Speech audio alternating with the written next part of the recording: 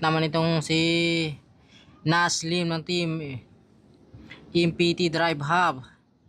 Landerson kasama rin dito sa kanilang breakaway. Palisan rider naman dito. AJ Azor naman. Palitan din sila dito sa kanilang breakaway. Titignan natin kung mailayo nila yung kanilang breakaway. Joseph Abiñar. At dito nga ay dala-dala dito ni AJ Azor yung kanilang trangko. Erickson de los Santos kasali rin dito sa kanilang grupo. 13 riders dito magkakasunod. So marami sila dito sa kanilang grupo. Sinikita rito nga nagpupursige na hatakin yung kanilang grupo para mailayo at saka di rin mabawasan yung kanyang oras din sa kanyang yellow jersey at di rin mabawasan at madagdagan pa. So andito Diray na ang nasa harapan nagdadala ng trangko. So shoutout dito sa mga marshal, marami sila dito At ito Landerson dito, hinahatak niya rin dito. Tulong-tulong naman sila dito sa kanilang breakaway. Julius Tubtud naman dito, pumalit naman.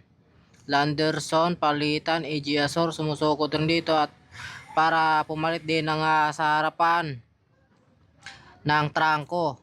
Pumalit naman ito si Naslim.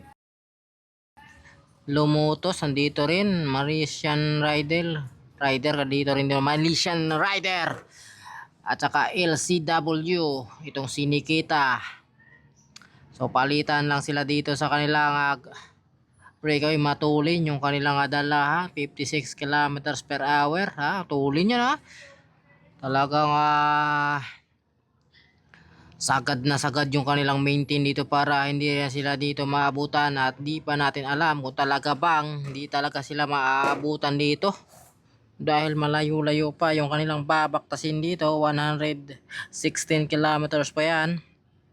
So tatlong Diray na rito magkakasunod sa harapan, dalawang standard insurance naman dito ang sa bandang kanan. Lumutos, sinundan naman ito ni AJ Azor, Malaysian Rider, solo siya dito. So talagang papalitan sila dito para lumayo yung kanilang breakaway. So medyo maaga-aga pa yan, maghahabol din yung peloton yan. So single file sila dito. Ito si Talyer dito ng Excellent Doodles nasa likuran. Hindi siya makatago dito dahil matangkad Gusto niya makatago pero tangkad talaga. At ito nga yung ating grupo, mukhang may nagkakabanatan sa harapan. Kasama ito si Ryan Tugawin, si Mark Ryan Lago at si Marvin Mandak. Gustong kumahula ni Ryan Tugawin. Yun nga lang, dalawang go for gold ang nakabantay sa kanya. MPT Drive Hub dito, bumabarat dito sa harapan. Hindi natin clarify kung sino ba talaga itong pangalan nito. At di lahat nating riders dito ay di natin kilala. At mayroong Malisan Rider naman sa likuran. Excellent knowledge naman dito sa likuran, naghahabol Ito na mga buo tatlo dito sa harapan May bumabarat dito sa sa likuran. Nakita natin si Ronan Keda dito sa may bandang kanan Nagsusuporta sa kanya, lalong-lalo na pagdating sa mga bakbakan kung saan magkakadepensahan, pero papaiwan at saka mga Team 7-11 kung mga nagtatawagan ng Team Zol ng umahatak. Reto 500 meters sa finish line.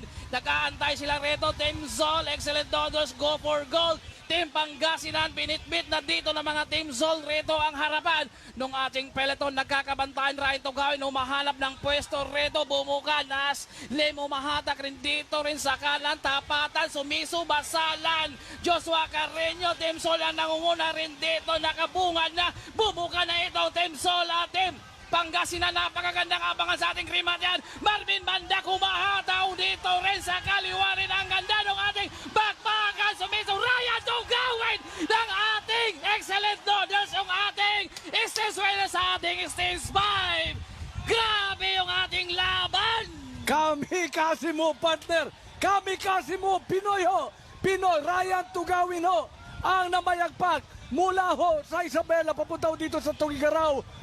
It's a batch finish partner, but it can't get any better than this.